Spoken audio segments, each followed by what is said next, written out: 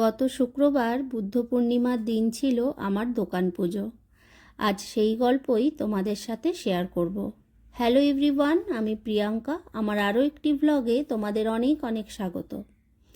পুজোর আগের দিন প্রচণ্ড বৃষ্টির কারণে সম্পূর্ণ বাজার করা সম্ভব হয়নি, তাই পরদিন সকালবেলা আমার হাজবেন্ড মেয়েকে নিয়ে গেছিল বাজারে, আর আমি ঠাকুরের বাসনগুলো ধুয়ে ঢুকলাম রান্নাঘরে। নিজে উপোস করলেও বাড়ির সকলকে তো আর অভুক্ত রাখতে পারি না। সেদিন রান্না করেছিলাম গোবিন্দভোগ চালের খিচুড়ি, বেগুন ভাজা, কাঁকরোল ভাজা, বাঁধাকপির তরকারি আর আমের চাটনি। রান্নাবান্না সেরেই দৌড় দিলাম দোকানে। সেখানে এখন পুজোর জোগাড় করতে হবে।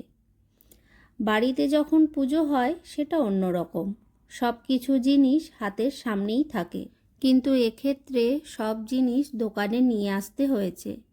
আমরা যে সেদিন কতবার দোকান বাড়ি আর দোকান হয়েছি সেটা আর বলার কথা নয়। সেদিন আমার মেয়ে আমাকে অনেক হেল্প করেছে।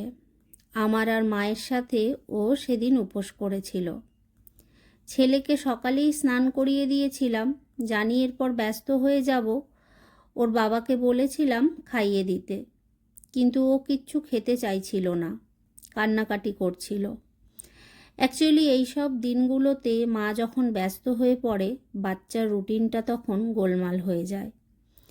আর ওদিকে ঠাকুরমশাই আসার সময় হয়ে গেছে, তাই আমি যতটা তাড়াতাড়ি সম্ভব সব কিছু গুছিয়ে নেওয়ার চেষ্টা করছি। পুজোর বাকি পার্টটা খুব তাড়াতাড়ি তোমাদের সাথে শেয়ার করব। আজকের ব্লগটা এখানেই শেষ করছি। দেখা হচ্ছে পরের ব্লগে।